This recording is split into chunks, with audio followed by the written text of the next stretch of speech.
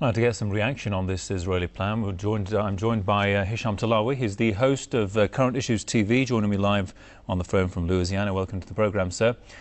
First of all, what is going to happen to the Bedouin population if this plan is implemented? Where are they going to go? Well, I mean, this plan and this problem for the Bedouin is not a new one. It has been over 60 years now, and basically Israel wants to uproot the thousands and thousands of Bedouin. You see, and also they try to tell people that these Bedouins are primitive and they are poor, etc., uneducated. These are villages. We're not talking about nomads here. We are talking about people living in their villages. They have been living on for thousands of years. And the problem is Israel will not recognize these villages. They do not allow them to have electricity or running water. And the people want to live on their land that they have lived on for thousands of years. You know, the question is where they're going to go. You know, these people are used to live in the on the outside. They are used to live in huge, you know, where you have land. And these people, they're going to take them into government housing, apartments, basically. And these people are not used to this. They want to uproot these people so they can use this land and steal the land from them, just like they stole many Palestinians' land.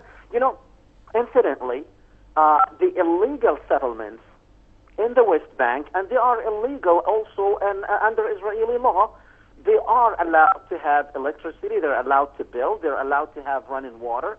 The problem when you don't have electricity, you have many people there are on dialysis, they are on heart machines, they are on medical machines, and many times people die because they don't have, you know, they have generations run, but if it runs out of fuel in the middle of the night, you have people die.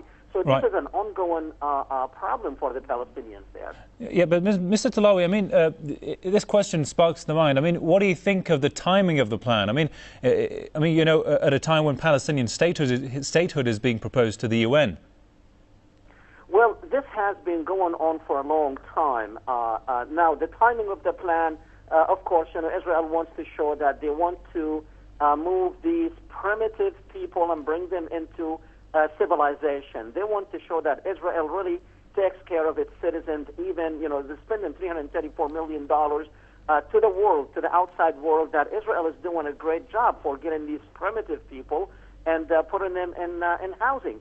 You know, people look at these pictures that you are showing these huts, these tin huts. These people are not allowed, you know, they demolish their homes. And so the timing is basically to show that Israel is taking care of its citizens and the Palestinians don't need to go and have a state of their own.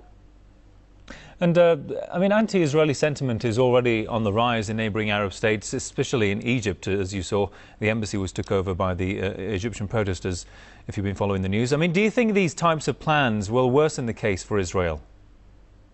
Well, I don't think it's going to work. And also, let's not really read too much into what happened in Egypt, because the government apologized and the government actually arrested those who were involved in it and assured Israel that things will be as usual. So let's not read really too much into the sentiments. And you know, after all, sentiments will always remain sentiments with nothing on the ground. You know, we need more of, you know, Israel does things on the ground while the Arabs do things emotionally and sentiments like this. I mean, taking over the embassy, it's not like, what difference okay, you know, people felt good about it. Oh yes, you know, the Egyptians went and took down the Israeli flag. You know, for 2 days, and then the Israelis going to put that flag back and probably put a bigger flag. So what difference did it make? Nothing. But what Israel does things on the ground. We need to start learning from Israel that we need to start doing things on the ground, not go for emotional sentiments and emotional gestures. Indeed. All right, we'll leave it there for the time being. That was Hisham Talawi, host of the Current Issues TV, joining me live on the phone from Louisiana. Many thanks for your thoughts there, sir.